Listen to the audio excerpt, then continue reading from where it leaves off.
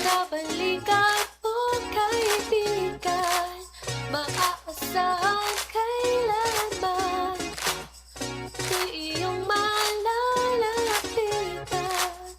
Pag-usapan natin yan. Hong Hong, Hong Hong, Hong Hong, Hong Hong.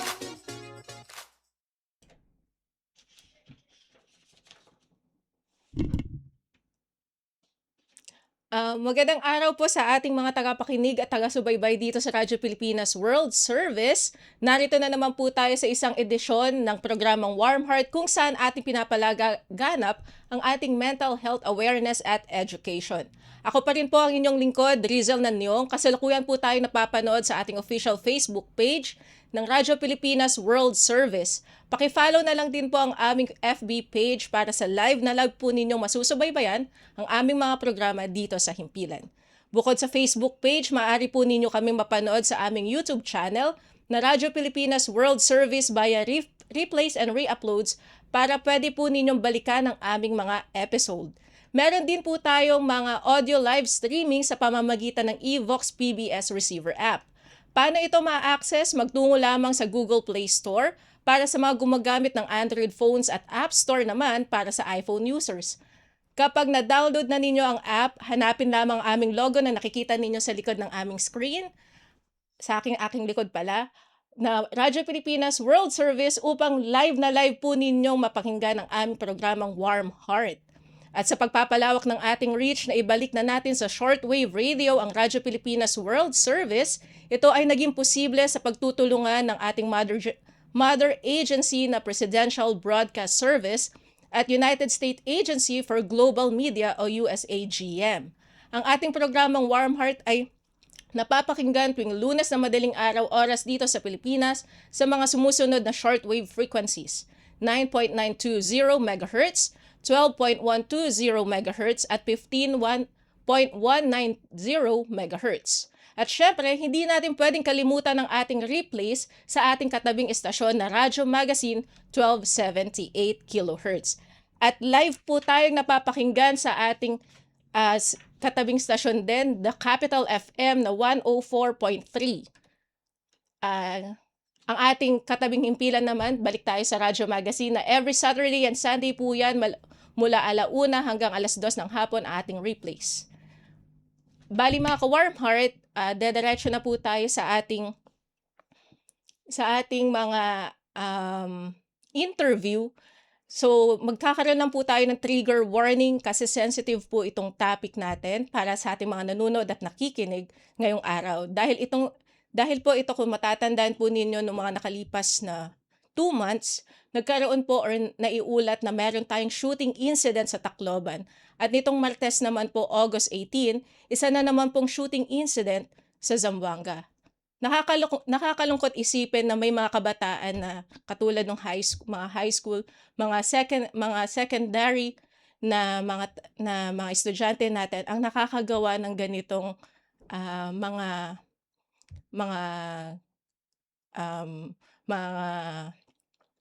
mga insidente.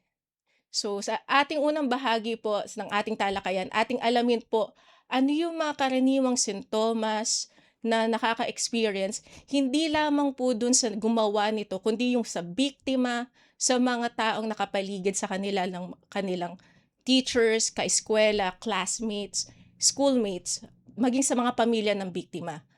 Nagkakaroon po ba sila ng mga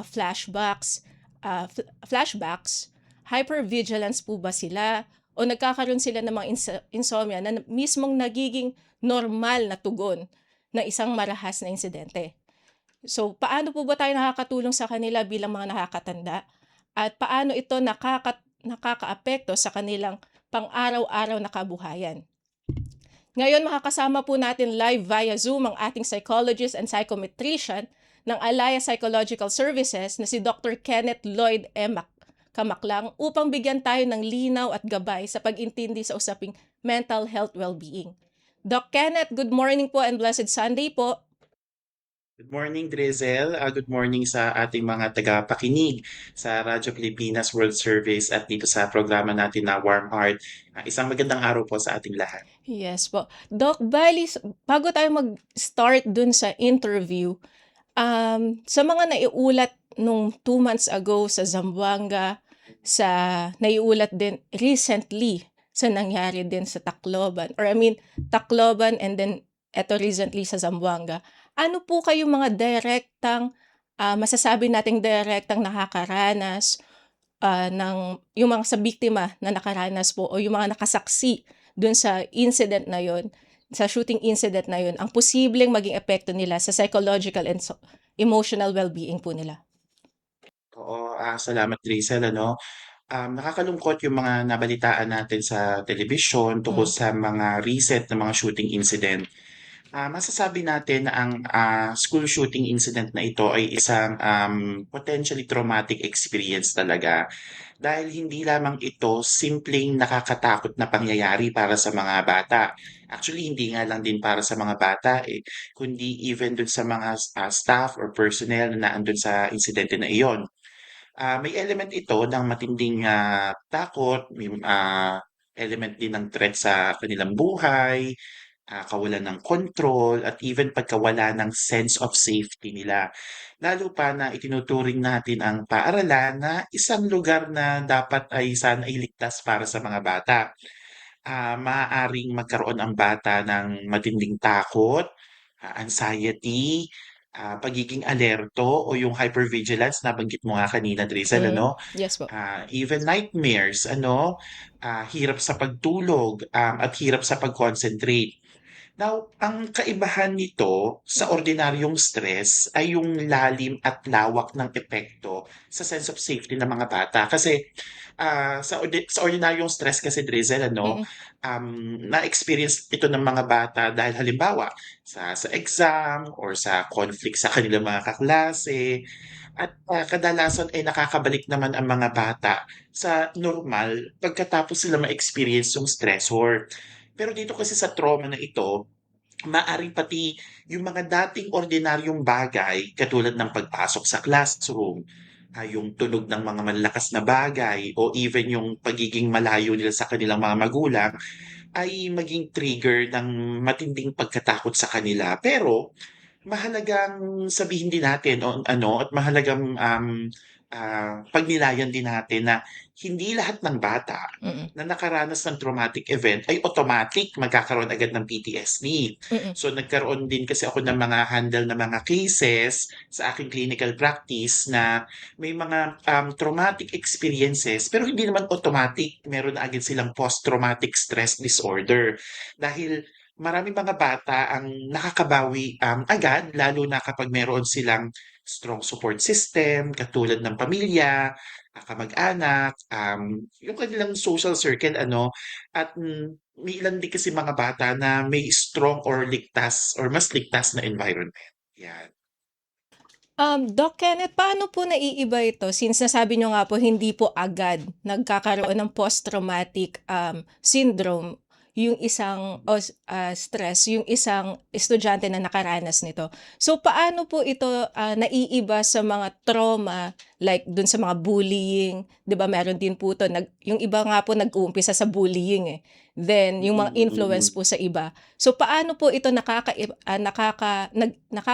na naiiba na trauma kumpara dun sa mga karaniwang stress na nakukuha lang nila sa mga verbal bullying ng mga kasama nila, sa mga academic na stressors nila, at sa takot na nararanasan din nila bilang isang bata. Oo. Actually kapag sinabi kasi natin na, trauma or sa, journey na ng pagiging post-traumatic stress disorder, ito kasi yung, distress na nararamdaman ng ating mga kabataan. Actually, hindi lang mga bata, even mga, teenagers or even mga adults nararanasan nila ito. Partikular na yung mga simptomas na matindi talaga nagiging epekto sa kanila. Ang mga simptomas na ito ay hindi basta-basta nawawala. Nabanggit nga natin even sa pagtulog nila, nadadala nila itong mga simptomas na ito, ano? At tsaka isa pa kasi sa, hindi maganda na epekto nito ay nagiging dysfunctional, 'no, yung ilan sa ating mga kabataan. So, when we say dysfunctional, naapektuhan yung kanilang pang-araw-araw na aktibidades. Yung pagpasok nila sa school, nandun na yung takot. Yung, concentration nila hindi lamang sa school, even sa bahay. And even yung pakikitungo din nila sa ibang tao, sa kanilang pamilya, sa kanilang significant others, sa kanilang mga kaibigan ay apektado na rin, ano? As compared sa mga normal na mga stresses, sabi nga natin kanina, sa mga normal na stresses kasi kapag nawala na yung mga stressor, ay madali silang nakakabawi, madali silang nakaka-recover. Pero kapag sa usapin kasi ng trauma, ano, tumatambay kasi itong mga sintomas na ito. Malaki ang epekto hindi lamang sa kanilang pag-iisip, sa kanilang concentration, and even sa pang-araw-araw nilang pamumuhay at sa pakikitungo nila din sa ibang tao. Doc, etong mga sinabi ninyo po since nasabi niyo nga po nagkakaroon sila ng nightmare, nagkakaroon nung pakikipag-deal nila sa iba, nag-iiba.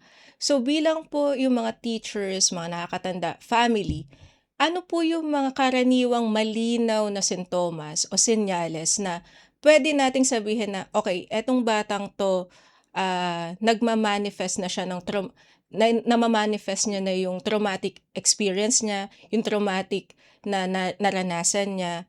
Tapos paano po ba natin ito, paano po natin sila matutulungan para mas lalo pong masabi nila, mas lalo po natin maintindihan yung kanilang nararamdaman? Oo, tama at, ito isa sa mga importanteng bagay na dapat maintindihan ng mga adults ano, na hindi kasi lahat ng bata ay nagsasabi na na-trauma ako or traumatized ako. Minsan kasi ipinapakita nila ito sa pamamagitan ng kanilang behavior na lang mismo. Maaaring mapansin ang biglang pagbabago sa personality ng isang bata or even sa kanyang behavior. Halimbawa, yung dating pagiging masiyahin niya, pero biglang eventually naging matahimik siya ano or naging socially withdrawn itong batang ito. O yung dating kalmado, pero naging irritable ngayon at madaling magalit.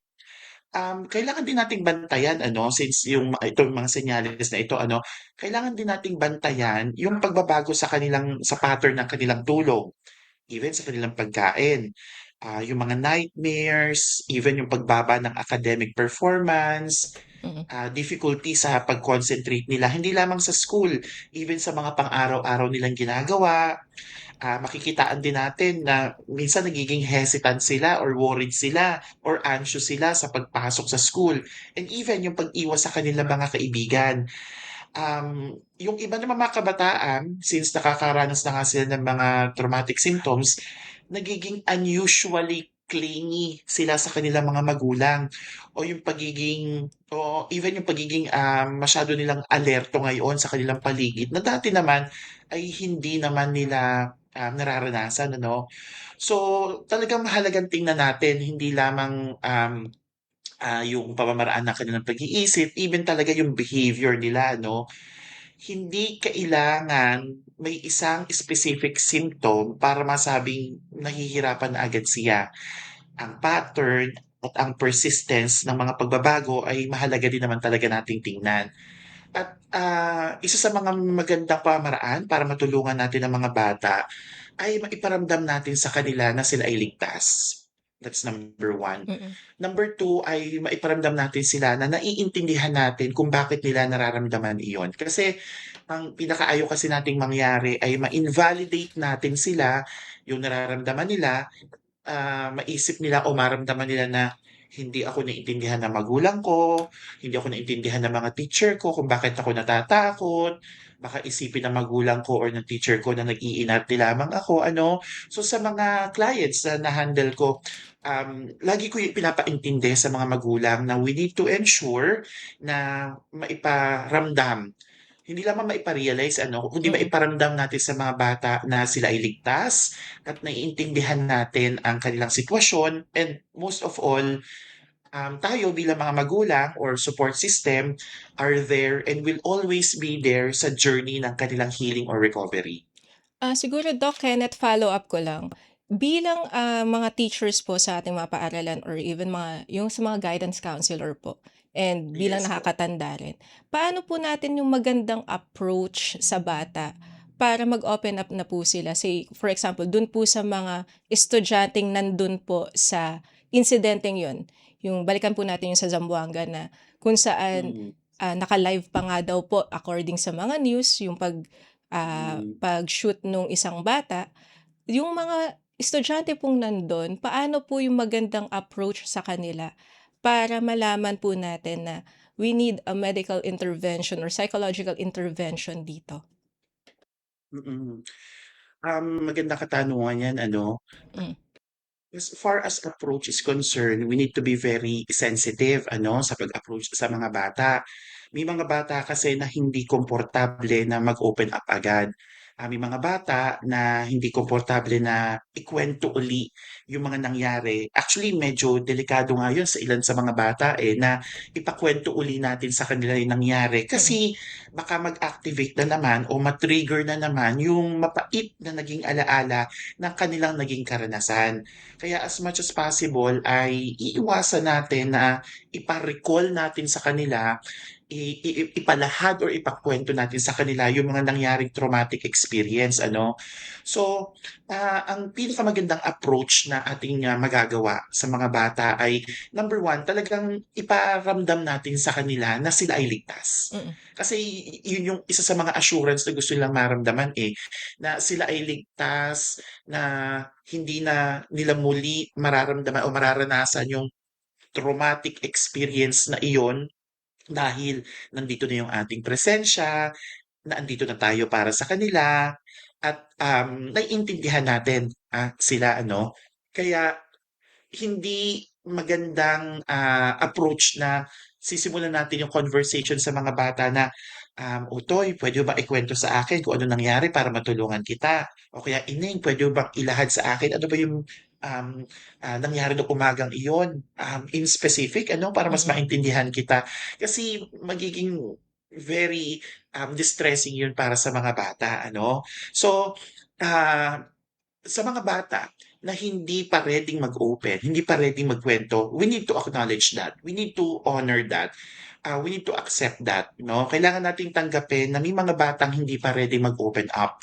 So, the main approach that we can do is to, let them know that we understand if they are not yet ready na makipag-usap pa sa atin.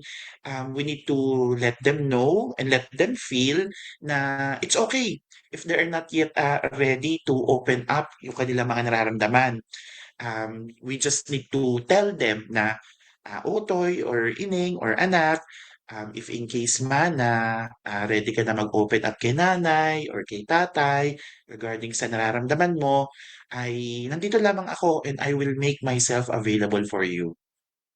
Para naman po sa mga paaralan, mga institusyon po ng mga natin, yung mga sa school, ano naman po yung puwedeng gawin ng mga school administrators, guidance counselors, teachers na para iparamdam sa ating mga estudyante na ang paaralan is a safe space. Hindi na mauulit 'yun, mas, magiging secure na sila at mas magkakaroon na ng, panatag na kalooban yung mga magulang nila. Yes, oo.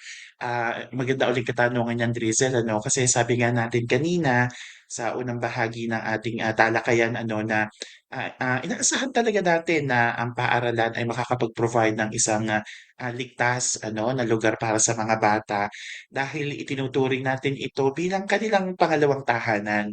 Kailangan at mahalaga nating tandaan na huwag nating pilitin ang bata na agad-agad maging okey. 'No, kasi may healing journey tayo kung tawagin. Kapag sinabihan natin sila na, "Okey mga estudyante, wala na iyon, ligtas na kayo, hindi na uli mangyayari yun," ano, maaaring tama yung intention natin na i-assure natin na hindi na uli mangyayari yung gano'ng klaseng insidente. Pero maaaring hindi iyon sapat para maramdaman ng mga bata na talagang ligtas sila, 'no?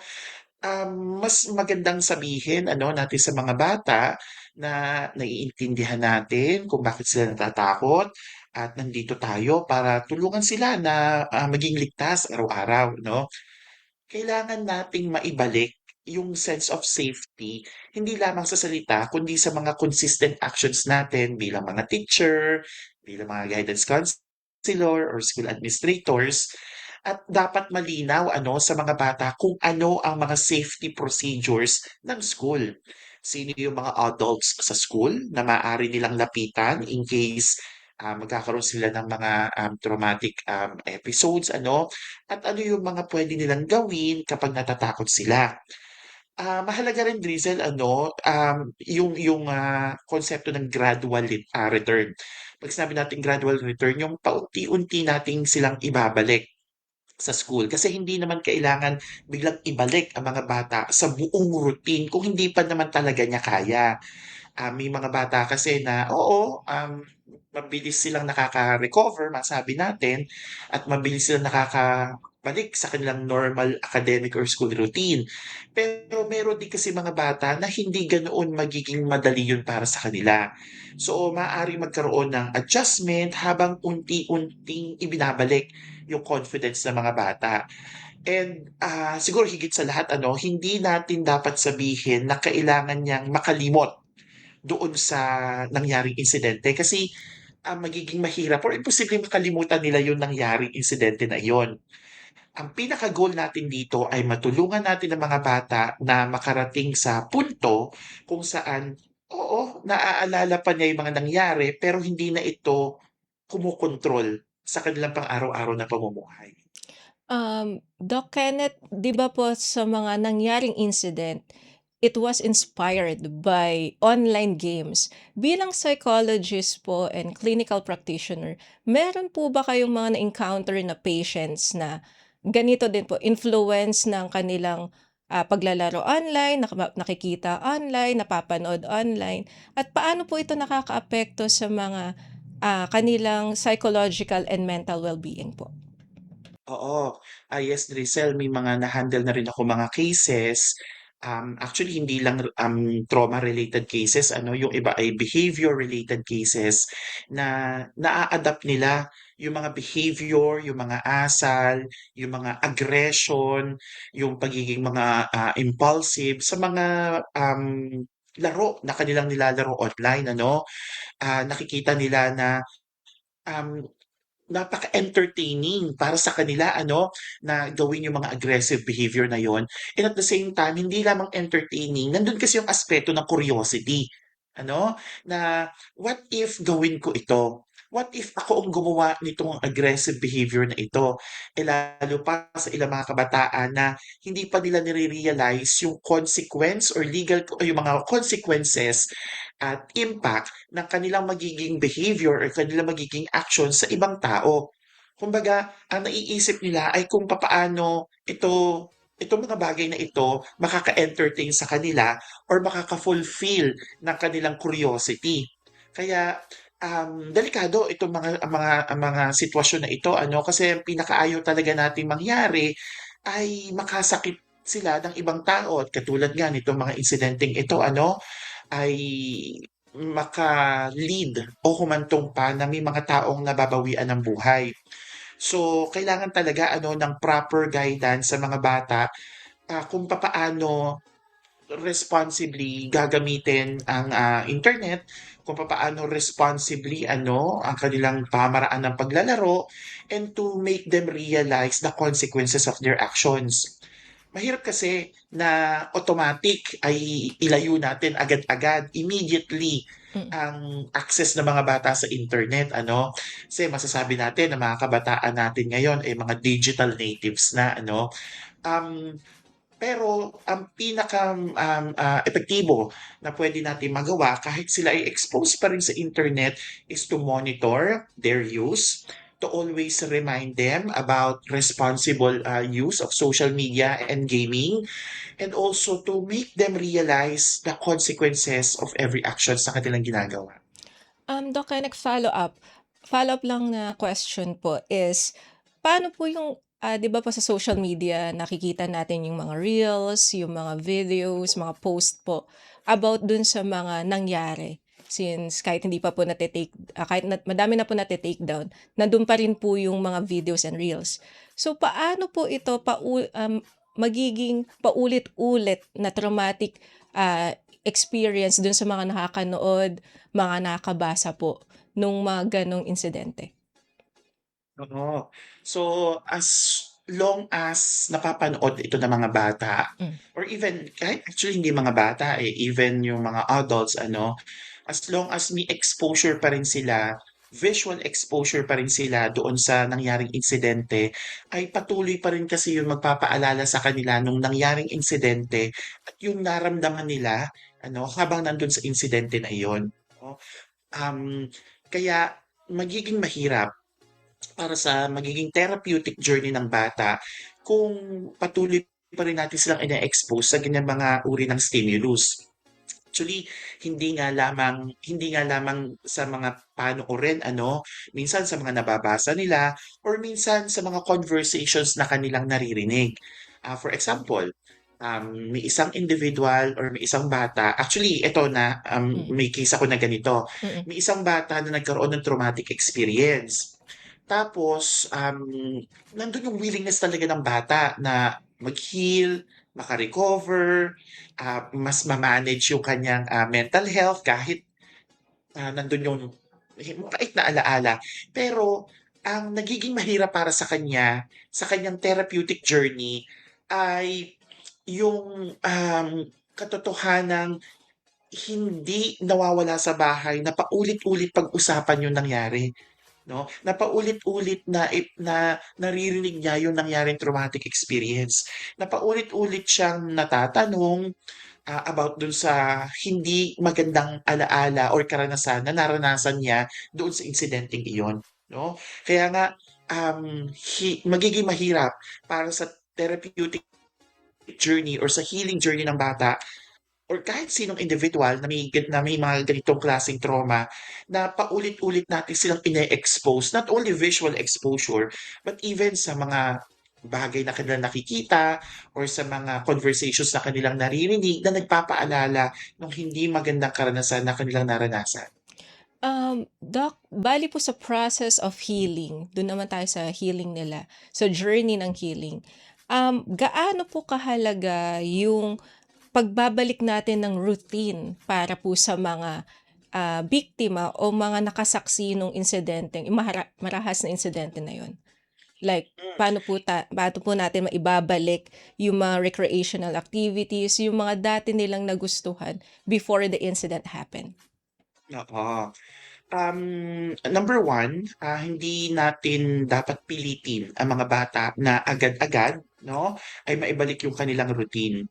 We can expect that some children will have, hesitations na maibalik agad yung kanilang routine at may mga bata din naman na very willing na agad na maibalik yung kanilang routine.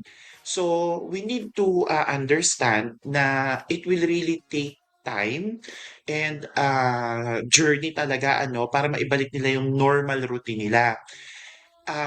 Iparamdam lang talaga natin sa kanila na sila ay ligtas sa mga bagay na kanilang gagawin sa pagbabalik ng kanilang routine.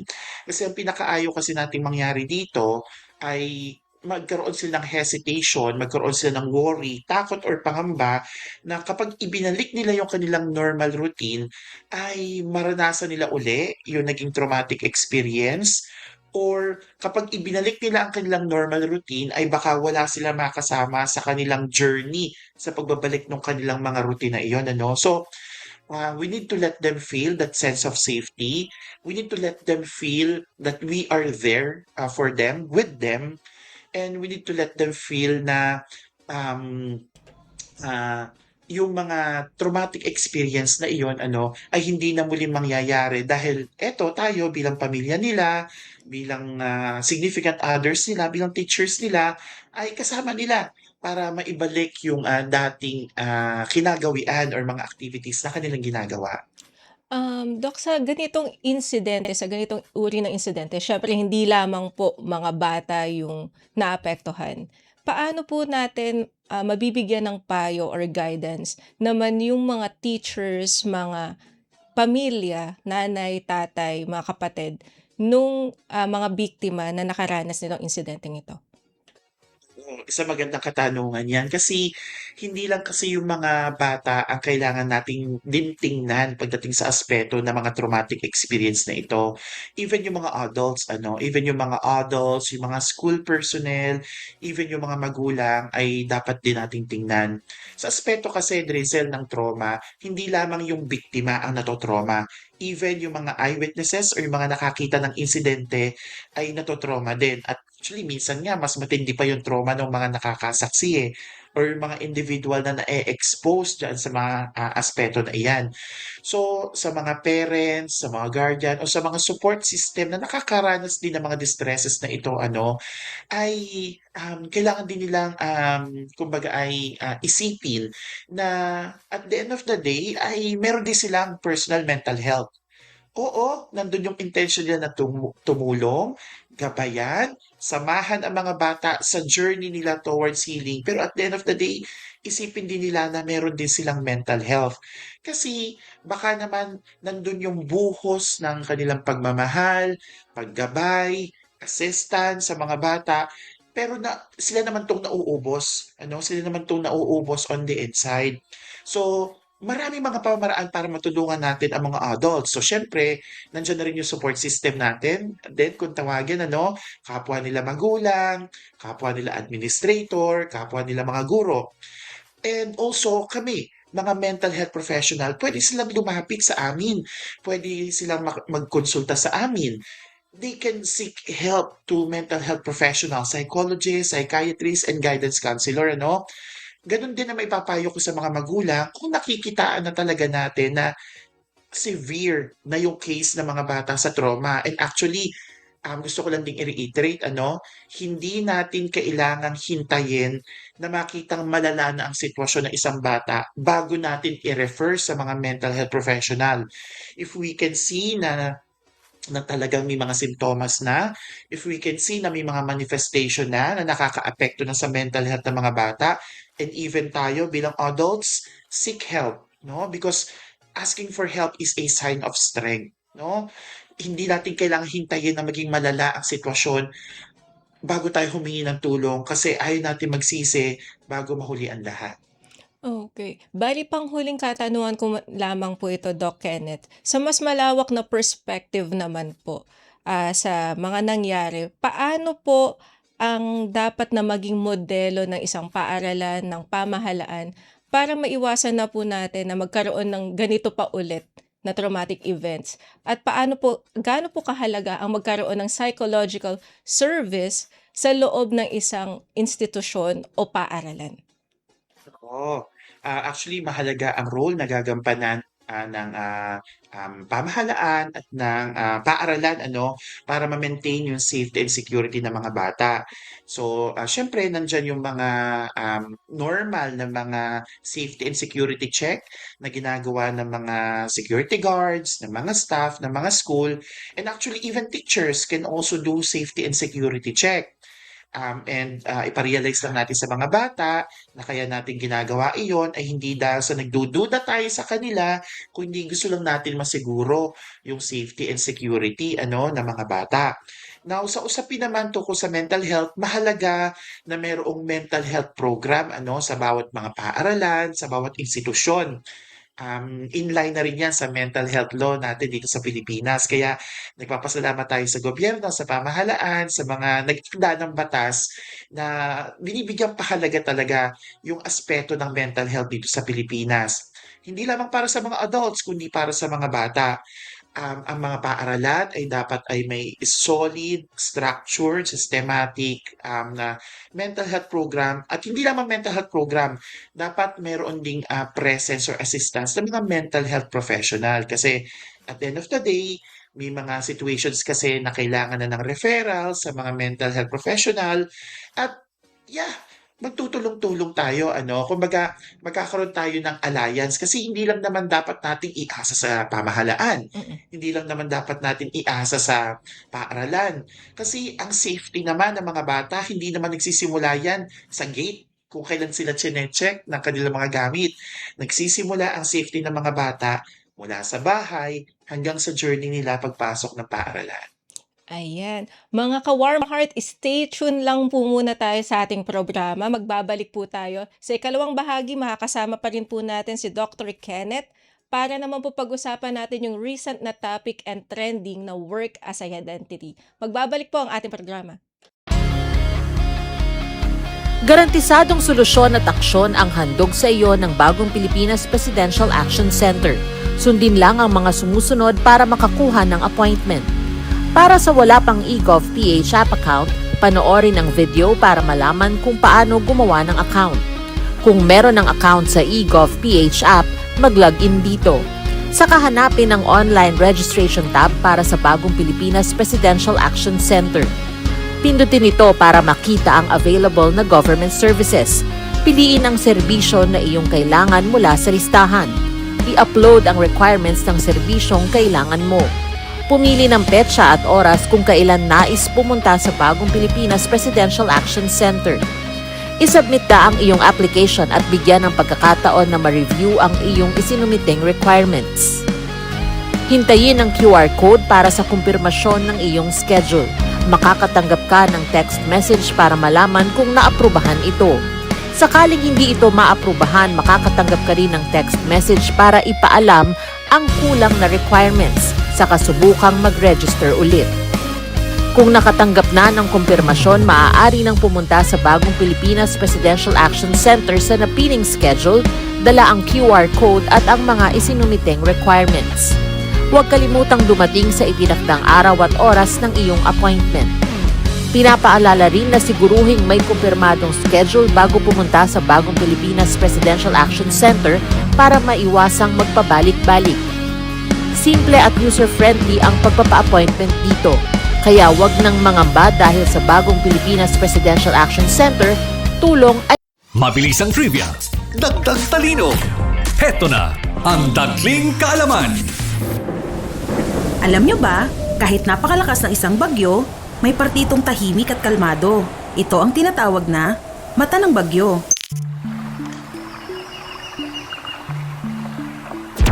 Pero, huwag magpaloko. Pagkatapos ng mata, susunod ang eyewall, kung saan nararanasan ang pinakamalakas na hangin at ulan na kayang magdulot ng matinding pinsala. Kaya tandaan, kapag biglang tumahimik sa gitna ng bagyo, hindi pa tapos ang panganib. Kaunting kaalaman na malaking dagdag talino. Abangan muli ang susunod na Dagling Kaalaman. Warm Heart. Warm Heart. Warm Heart. Palawakin ang kaalaman sa mental health. Alamin ang ilang mga self-help tips at makinig sa mga kwento ng paghilom. Dito yan sa Warm Heart. Warm Heart.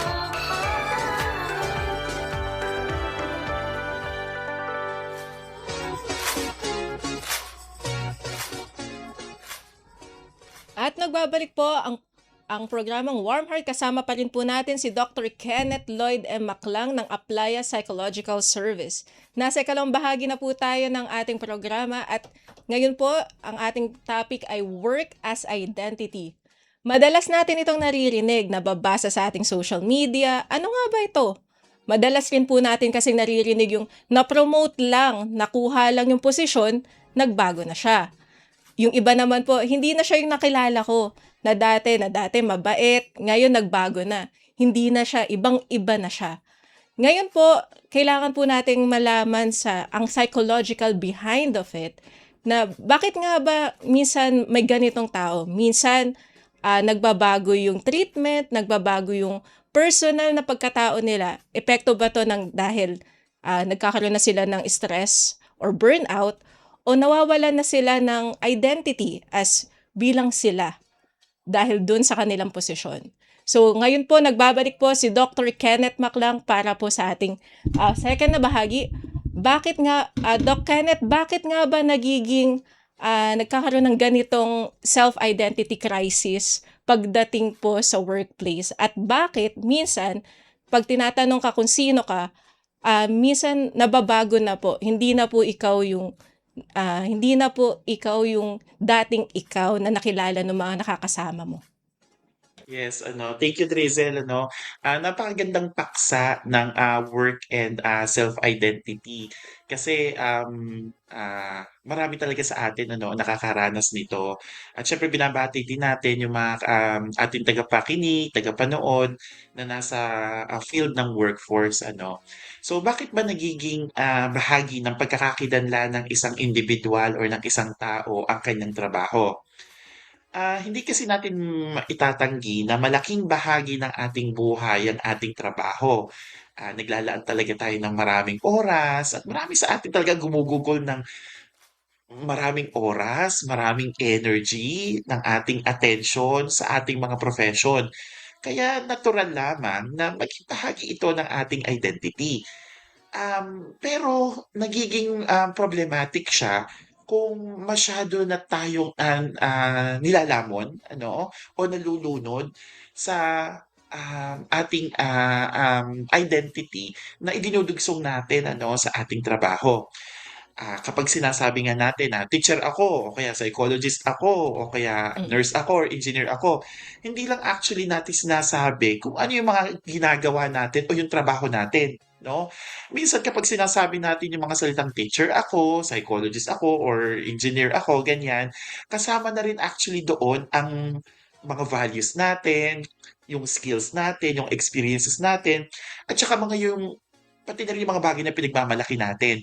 Now, ang trabaho ay maaari ring magbigay kasi sa atin ng sense of purpose, ng competence, sense of belongingness, and even contribution, Kaya hindi nakakagulat na kapag tinanong sa iyo na sino ka, trabaho agad yung unang pumapasok sa ating isip, Mm.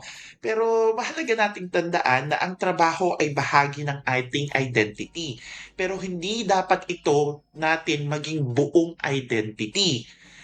Meron tayong identity bilang anak, bilang kapatid, bilang tropa, or bilang barkada, bilang partner, at yung bawat identity natin, meron tayong mga sariling values, meron tayong mga sariling interest, meron tayong sariling mga pangarap, and even personality, kahit wala tayong mga job title, So, again, gusto nating i-reiterate na ang trabaho ay bahagi ng identity natin, pero hindi ito dapat natin maging buong identity. Ayan. Ayan, Doc Kenneth, ano po ang psychological impact kapag masyado kang nakatali sa self-worth ng isang tao na kanyang career or professional achievement? Say for example, isa kang sa mga private sector po, isa kang team leader, isa kang team manager, isa kang supervisor or boss. Oo. So kapag masyado tayong nakatali sa ganitong mga klaseng aspeto, maaring maapektuhan yung ating sense of self-worth. Yung pagpapahalaga natin sa ating sarili. Maaring magkaroon tayo ng mindset na successful ako, kaya valuable ako or mahalaga ako. Or on the other hand naman, kapag may failure or kapag may criticism or kapag nakakaranas tayo ng mga rejection or setback, pwede nating sabihin na, ay, hindi ako successful, kaya hindi ako valuable. I'm a walking failure. Palpak ako. Wala akong kwentang tao, no? So, dito talaga nagiging problematic. Kasi ginajudge na natin yung buong pagkatao natin sa kapiraso nating pagkakamali or kapiraso natin ng mga setback. Maaari tayong magkaroon ng anxiety, no? Maaari tayong magkaroon ng frustration, perfectionism, feeling of burnout, stress. At yung iba nga, humahantong pa sa depression, Minsan kahit nagbabakasyon tayo bilang isang individual, bilang isang tao, ay minsan parang nakokonsensya tayo na, ay teka, parang tama ba 'tong pagbabakasyon ko? Dahil pakiramdam ko hindi ako nagiging productive. Pakiramdam ko wala akong ginagawang mabuti para sa aking sarili. So imagine that, panahon na para magpahinga ka, mag-relax ka, magbakasyon ka, and even sa pagbabakasyon mo ay trabaho pa rin ang iniisip mo kasi ginawa mo ng buhay ang iyong hanap buhay, ano? So, malaki ang nagiging psychological impact nun. Kaya mahalagang paghiwalayin natin, mahalagang i-separate natin yung mga aspeto ng ng mindset natin na I failed at something versus I am a failure. Kasi yung sa aspeto kasi na I failed at something, nare-realize niya na bahagi lang ng kanyang pagkatao yung nag-fail sa kanya. Pero yung mga individual na naging matindi yung self-identity nila sa kanilang trabaho, sinasabi nila sa kanilang sarili na I am a failure. Ibig sabihin, buong pagkatao na nila yung pagkakamali. No? Kumbaga, ikino-connect na nila sa kanilang buong pagkatao yung kamalian, yung kapiraso kamalian na kanilang ginawa at doon nagiging problematic ang mga bagay-bagay.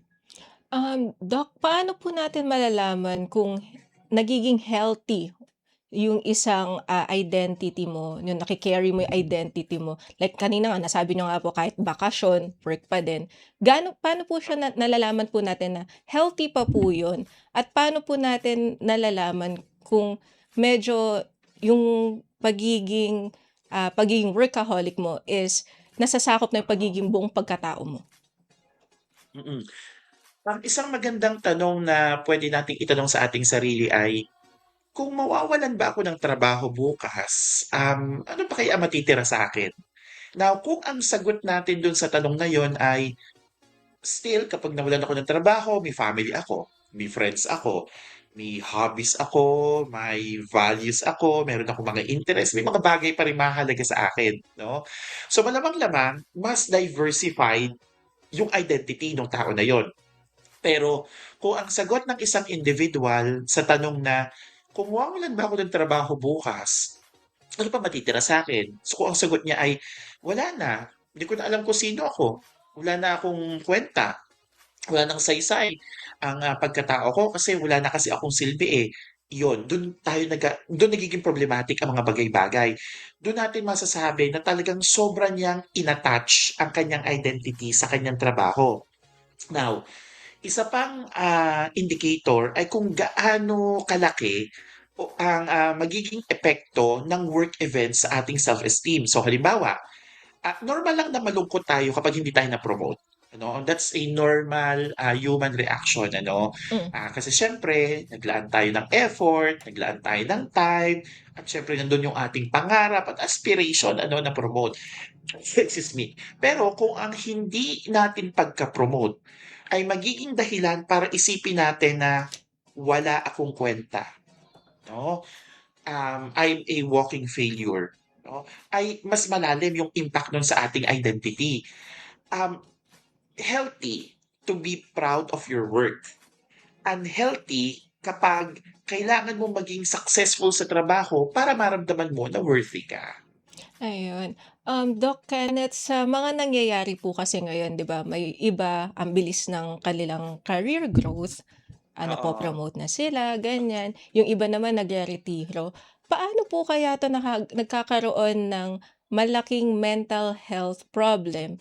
Lalo na po dun sa mga napo-promote na, dapat ako yun eh, dapat sa akin yun Oo. eh, kasi mas matagal ako dito eh, dapat ako yun. Pero bakit yung iba kakapapasok lang or ilang years lang siya dito, siya na kaagad yung na-promote. Dapat ako yun. Paano po yung ganong mentality?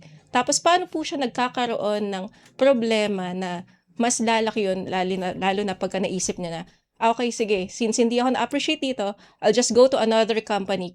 Baka probably, makukuha ko din yung posisyon na yun. Oo. Maganda at mahalagang pag-usapan din natin yan, Drizzle, yung aspeto tungkol sa pagreretiro at yung aspeto tungkol sa career change, Mm. Sa aspeto ng pagreretiro, hindi lamang actually trabaho yung nawawala sa atin minsan, kasama na rin kasi nawawala sa atin yung normal na routine natin, yung social connection natin, yung sense of purpose natin, yung status natin, yung financial security, naku, mahalaga-mahalaga din yan. At yung pakiramdam na competent at useful tayo, no? So, yan yung mga aspeto na napakahalaga sa mga tao nagre-retiro. Kaya halimbawa, ang retirement ay hindi lamang simpleng nawalan ka ng trabaho. Maari din itong transition sa iyong self-identity na kung hindi na ako ngayon manager, kung hindi na ako ngayon doktor o teacher or empleyado or business owner, sino na ako ngayon? No? Ganon din pagdating sa job loss or even sa mga career change, ano, at normal lamang na maramdaman natin yung pakiramdam ng grief. No? It's normal for us to feel the feeling of grief o yung pangungulila sa aspeto ng ah, career change or retirement, ano, at hindi natin kailangang ikahiya ayon. So, typical lamang talaga sa isang nagretiro na nandun yung feeling ng lungkot. Siyempre, yung iba nandun yung feeling ng saya and fulfillment, pero may mga nakakaramdam ng feeling ng lungkot, ano, kasi this is a life-changing event, ano. Ang mahalaga ay ang magkaroon ng opportunity ang tao na maiproseso ang loss at muling tuklasin kung sino siya outside yung role na kanyang iniwan or niretiruhan or inalisan. Minsan ang identity crisis ay hindi lamang tungkol sa pagkawala ng trabaho eh. Ito ay tungkol sa pagbuo muli ng mga sagot na ngayong retirado na ako, sino na ako ngayon? Ngayong na-promote ako or ngayong hindi ako na-promote, sino ako ngayon? Rather than ngayong retirado na ako, wala na akong kwenta. Ngayong hindi ako na-promote, I'm a failure. Ngayong retirado na ako, wala na akong silbi at wala na akong saysay. Pero mas magandang itanong natin sa ating sarili, ngayong retirado na ako, sino na ako ngayon? Ayan. Eh, Doc Kenneth, sa karaniwan kasi ngayon, 'di ba, lahat tayo may social media, mahilig tayong Oo. i-flex yung mga achievement natin. So, paano po 'to nakakaapekto sa pananaw natin sa sariling success at worth natin, lalo na kung lagi natin fini-flex sa social media yung mga achievements natin? Oo. Social media can actually create the illusion na parang everyone is succeeding Mm. except us, no? It can create that illusion na parang lahat ay mayayaman except sa akin. Lahat ay successful except sa akin. Lahat ay may growth except sa akin, ano? Nakikita natin ang promotion, ang bagong title, ang growth, awards, bagong business, income ng ibang tao. Pero ang nakikita actually lang natin usually ay yung mga highlight ng kanilang buhay at hindi yung buong buhay nitong ating mga nasasaksihan sa social media. At dito tayo maaari magkaroon ng social comparison, no? So, gusto na nating i-reiterate na yung mga napapanood natin sa social media ay yung mga pinaka-peak or pinaka-highlight ng kapirasong aspeto ng buhay ng ating mga fina-follow. At dahil nga doon, humahanga tayo, naiinggit tayo, eto na yung social comparison natin, ano, na potentially makapagpababa ng ating self-confidence, ng ating self-esteem, ng ating self-worth. No? So minsan hindi na natin tinatanong na masaya ba ako sa buhay ko? No? Minsan ang tanong natin ay mas successful ba ako kaysa sa ibang tao? Ano? So hustle culture natin, ano, yung mga ganyang klaseng aspeto. Minsan napupunta kasi tayo sa mindset na the more productive I am, the more valuable I am. Pero hindi naman kasi tayo machine. No? Napapagod din tayo. And we are not living in a perfect world na lahat ng bagay ay aayon in our favor. No? Mm. Tatandaan natin, rest is not laziness.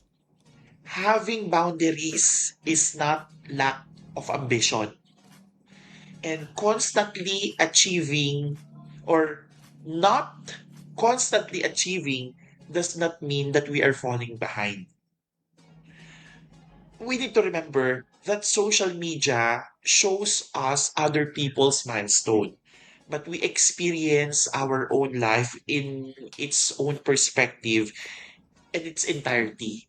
No? So tatandaan natin na ang napapanood nating buhay ay buhay ng iba. Mm. maganda kung magiging inspirasyon natin iyon. Pero kung ang mga napapanood natin ay magiging cause para ibaba natin ang ating sarili, no? I-down natin ang ating sarili, mas i-frustrate natin ang ating sarili, no?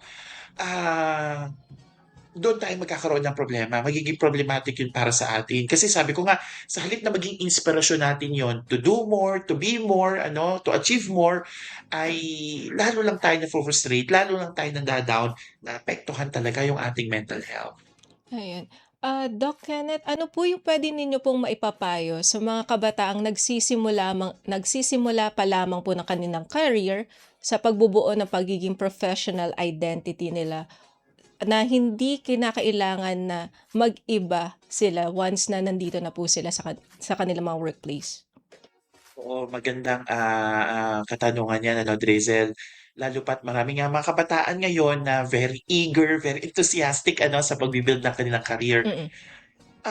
I would tell to the young people to build your career, but do not build your entire identity around your career.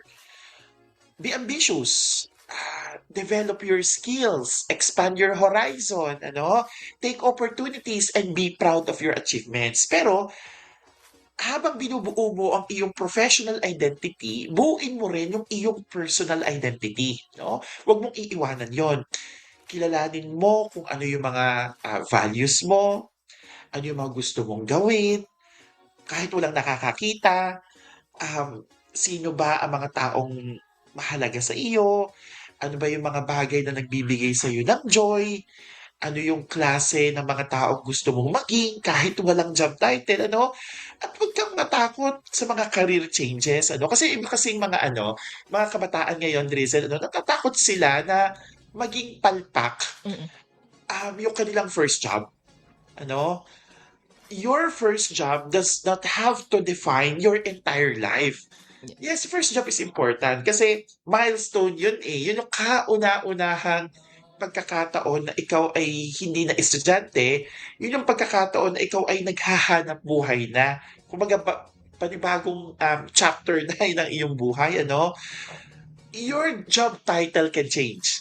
Your Mm. job position can also change. Your career can change. But hopefully, habang nagbabago ang career mo, hindi mo kailangang mawala sa iyong sarili, At kung may isang bagay, kung gustong tandaan ng mga kabataan natin ngayon, build your career that supports the life that you want and not a life that exists only to support your career. So, huwag mawawala yung ating pangarap, yung ating aspiration, yung ating ambition, yung mga milestone na gusto nating ma-achieve, yung mga goals na gusto nating marating, at huwag nating gawing buong buhay yung ating hanap buhay. Ayun.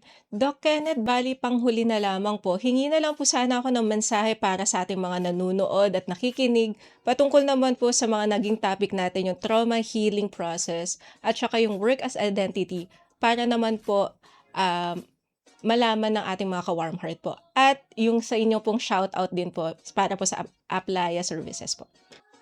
Alright, okay. Salamat, Drizel, So, ang final message ko sa ating mga tagapakinig, sa ating mga tagapanood, sa mga paksa na ating tinalakay. So, number 1, tungkol sa topic natin, yung first topic natin about trauma and healing, Mm. hindi magiging madali para sa isang individual, yung pakiramdam o makaranas, ng mga traumatic experience. That's the reality.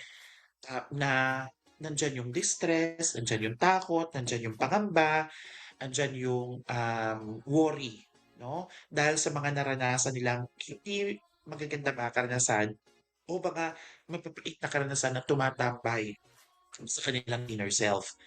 At tayo, bilang individual na nakakaranas nito, if we feel that we cannot anymore handle the situation, if we cannot anymore handle itong mga distress or impact na ito, ask for help. because asking for help is a sign of strength. Gano'n na rin sa mga individuals na naglo-look after or nagte-take care sa mga, victims or survivors ng mga traumatic experiences na ito.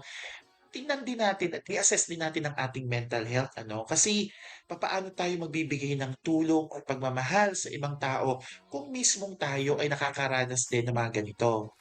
Sa ikalawang paksa naman natin ano, tungkol sa work and, identity ano, self-identity, lagi nating tatandaan na, ah, hindi tayo nabuhay para maghanap buhay, Mm. 'no?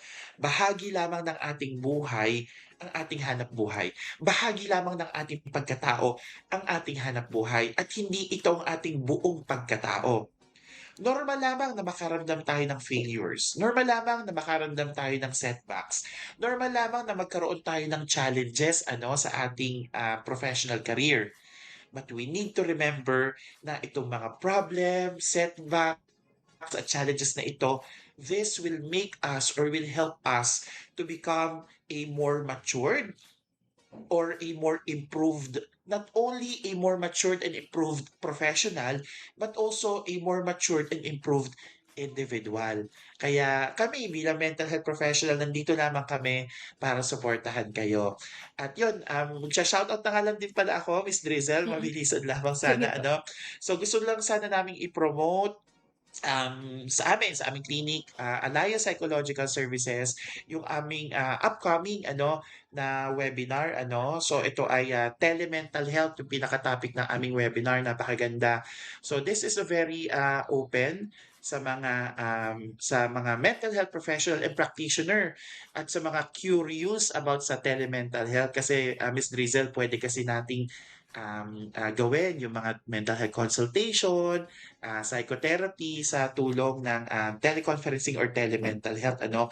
So sa August 29 sa mga interested po, visit lang po kayo ng Facebook page po namin, Alaya Psychological Services, and registration is still ongoing po. Salamat Miss Drizzle at sa Radyo Pilipinas sa Warm Heart. Maraming salamat po. Ayan, maraming salamat po Dr. Kenneth for joining us dito po sa ating programa. Sa uulitin po, God bless at mabuhay po kayo. Salamat po ma'am. Salamat po sa mga listeners natin. Thank you po. At ating pong nakasama sa ating edisyon ngayong araw si Dr. Kenneth Lloyd M. Maclang, psychologist mula sa Alaya Psychological Services. At dito na po nagtatapos ang edisyong ngayong araw na ito. Maraming salamat po sa ating mga nakaagapay dito sa studio na sina Miss Stephanie Vicente, Miss Susan Aison, Sir Leo Magpayo at Sir John Paul Lumantad. Ako pa rin po ang inyong lingkod, Drizzle Nanyong. Have a blessed Sunday, ka-warm heart. Ingat po! Warm heart. Warm heart. Warm heart. Warm heart. Kabalikan o kaibigan, maaasahan kailanman. Di iyong malalapitan, pag-usapan natin yan.